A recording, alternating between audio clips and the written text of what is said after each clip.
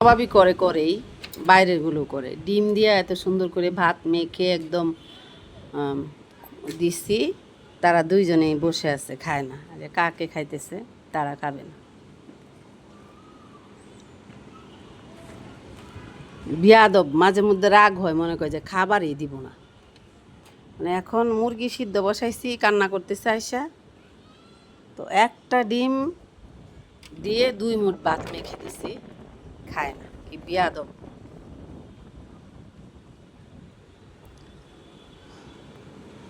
বাতাসি মনে অনেক খিদা লাগছে, তাই একটুখানি হালকা চাটাচাটি করতেছে। আর সম্রাট বসে রয়েছে, জ্বর আসছে। বাতাস ওই পাশের ম্যাচের লোকজনের জামা কাপড় লেড়ে দিয়ে গেছে, যে রশি ছিঁড়ে পড়ে গেছে। ওদের বুদ্ধি কম, এত হালকাভাবে রশি টানানো, এর মধ্যে এতগুলো কাপড় দেওয়ার কি দরকার ছিল। সবগুলো কাপড় ছিঁড়ে পড়ে গেছে। পড়ে গিয়া দেখেন আকাশের ওয়েদার, বৃষ্টি। এই বৃষ্টির কারণে মানুষের বাড়ি ঘর সব কিছু বাসিয়ে নিয়ে যাচ্ছে। মানুষ কত কষ্টে আছে। বিভিন্ন রকমের বাঁধ ভেঙে গ্রামের পর গ্রাম তলিয়ে গেছে। তারপরেও ওয়েদারগুলা ভালো হচ্ছে না। দেখেন আকাশের অবস্থা কতটা খারাপ।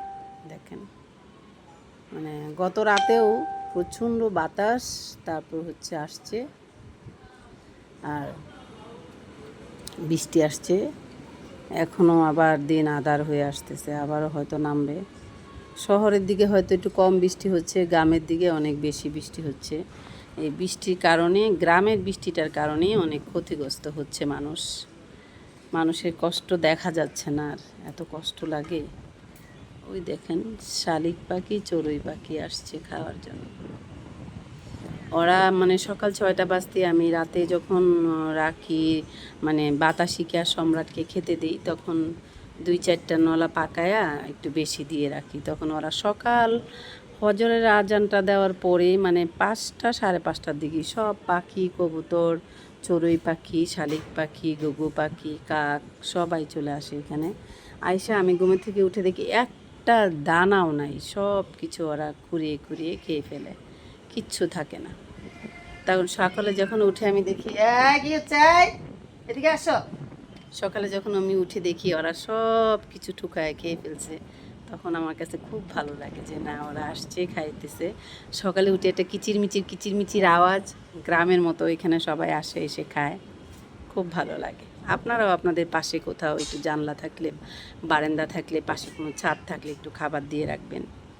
আপনার এই একটুখানি মনোভাব নরম হওয়া বা ওদের প্রতি ভালোবাসাটা যদি একটুখানি দেখান, সেটাই আপনার জন্য অনেক ভালো একটা মঙ্গল হবে আর কি।